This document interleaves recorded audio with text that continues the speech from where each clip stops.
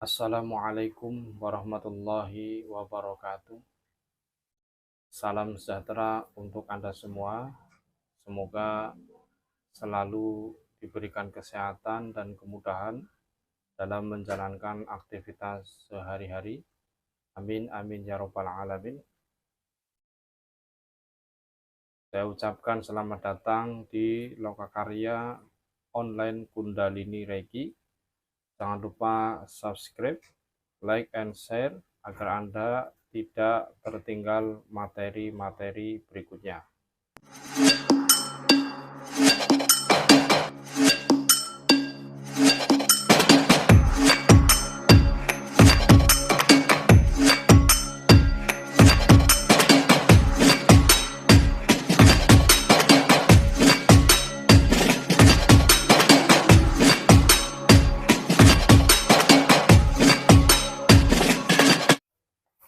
Ada beberapa hal yang perlu diperhatikan dalam kita memberikan terapi kepada pasien.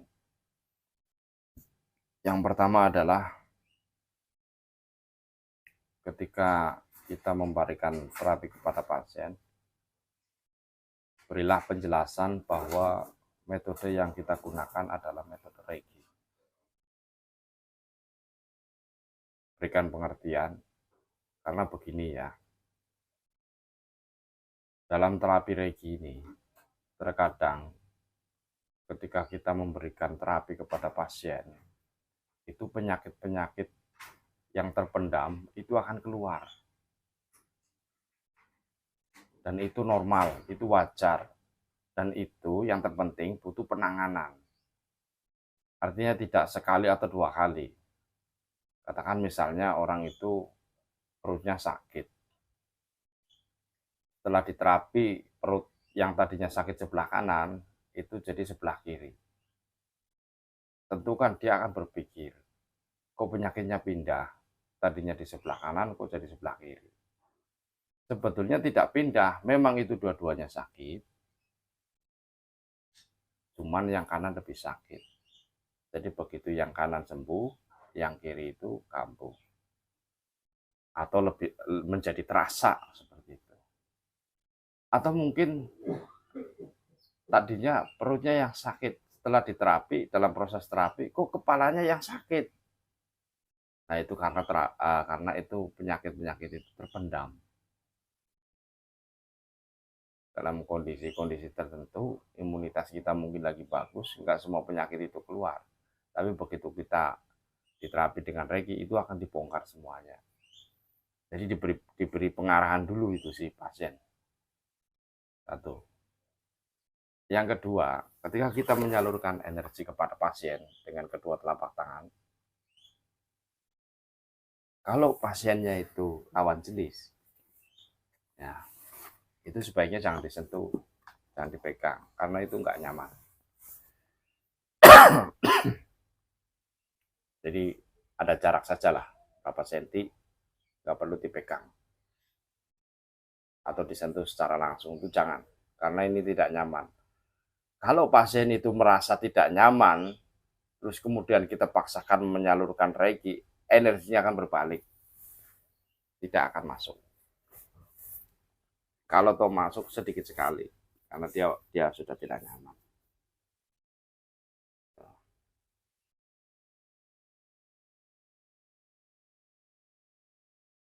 Eh, Ketika kita melakukan terapi semacam itu, kalau Anda mau bakar wewangian seperti dupa, hio, itu bagus. Kenapa? Karena ketika kita memberikan terapi itu, energi negatif dari pasien itu keluar, dan itu nempel di ruangan-ruangan. Memang itu nanti netral sendiri, 3 jam lah itu netral sendiri, hilang. Tapi kalau misalnya Anda membakar dupa, membakar hio, atau aromaterapi, itu akan lebih cepat. Lebih cepat hilang, dan tentunya pasien juga akan lebih nyaman dengan adanya wewangian tersebut. Kalau Anda mau memutar musik-musik meditasi, ya itu juga bagus. Karena kadang-kadang pikiran kita itu kan kemana-mana. Dalam kita melakukan terapi, kalau ada musik-musik meditasi, musik-musik instrumen ya, yang lembut lah tentunya, itu lebih bagus. Jadi bisa membuat pikiran kita lebih tenang, baik itu si pasien ataupun kita yang memberikan terapi.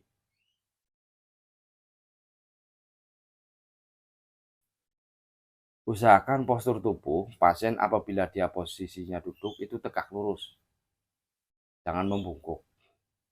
Itu kalau memungkinkan. Kalau tidak memungkinkan, tidur juga nggak apa-apa.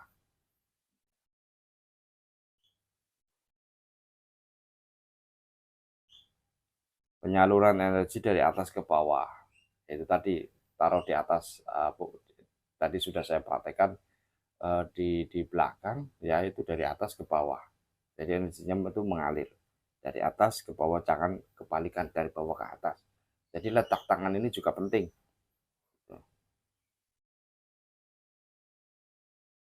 Nah, ini yang paling penting. Ketika kita menyalurkan energi, itu kan kita hanya niat saja. Saya niat menyalurkan energi.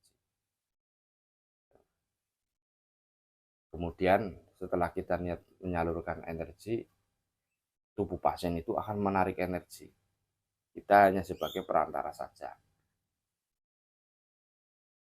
Ada batasan waktu yang saya anjurkan 5-15 menit. Tapi bagi Anda yang peka, yang memang betul-betul sudah melatih kepekaan telapak tangan, ya ada videonya saya, itu bagaimana cara melatih kepekaan telapak tangan. Itu nanti akan berhenti sendiri di sini. Oh, kayaknya udah cukup nih. Atau wah ini kayaknya udah berhenti, berarti udah cukup. Jadi tidak perlu dibatasi waktu. Kalau Anda peka, tentu ini butuh latihan.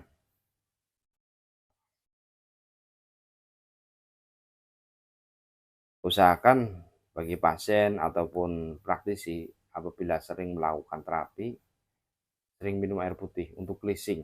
Jadi badannya itu lebih bersih. Energi-energi negatif yang masih tersisa itu terbawa oleh air. Dalam terapi penyembuhan Reiki, selain hal-hal yang sudah saya sebutkan tadi untuk menjadi perhatian para praktisi, Reiki juga memiliki kode etik. Yang pertama, terapi itu atau penyaluran energi Reiki itu harus dengan seizin pasien atau yang mewakili, dari keluarganya juga bisa.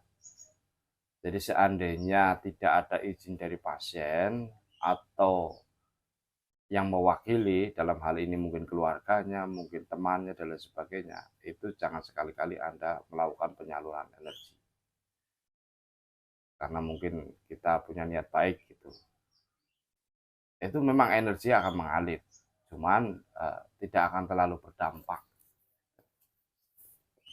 Itu yang pertama. Yang kedua, dalam proses terapi,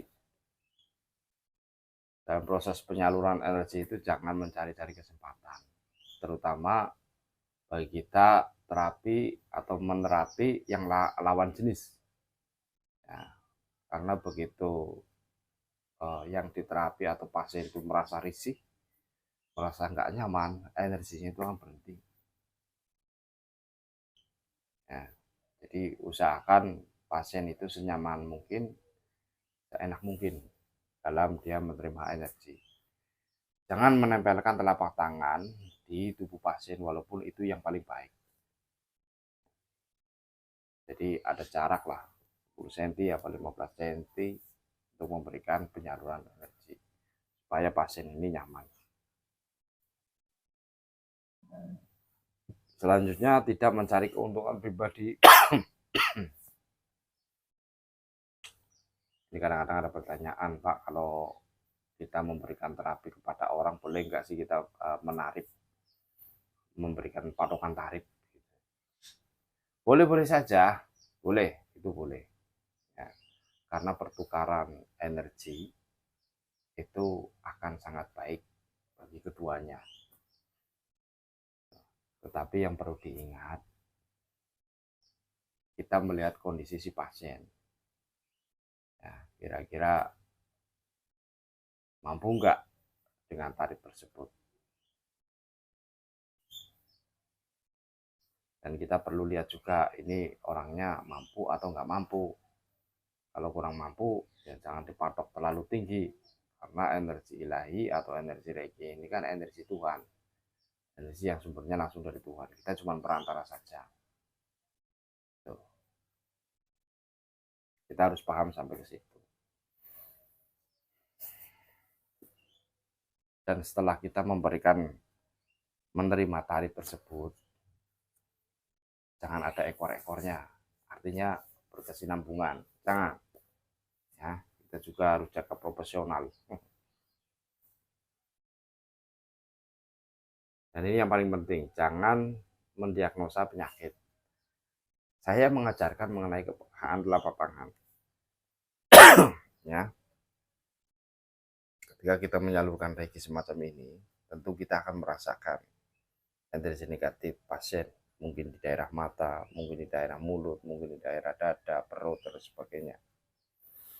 Jangan mendiagnosa penyakit, karena bukan kapasitasnya kita untuk mendiagnosa penyakit tersebut. Walaupun kayak saya nih misalnya, saya punya energi pendeteksian yang itu seperti cermin. Jadi ketika kita berhadapan seperti ini ya dengan pasien, itu penyakit pasien itu bisa memantul kepada saya. Saya bisa tahu, oh ini penyakitnya jantung, oh ini penyakitnya perut. Ini. Kita ada energi pendeteksian semacam itu kita ada di tingkatan berikutnya nanti. Tetapi kita tidak bisa menyimpulkan. Yang lebih bagus ya itu tetap ke dokter cek, itu pun harus pakai lab supaya bisa ditemukan penyakit yang semestinya.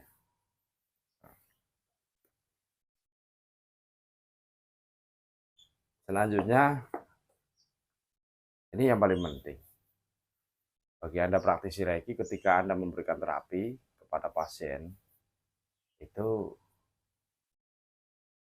jangan menjanjikan kesembuhan, karena kesembuhan itu milik Tuhan. Ya. Jadi sama sekali Anda tidak kuasa untuk memberikan kesembuhan. Ya walaupun ada beberapa orang diterapi sembuh, ada. Tapi untuk janji kesembuhan tidak boleh. Ya, kita cuma ikhtiar.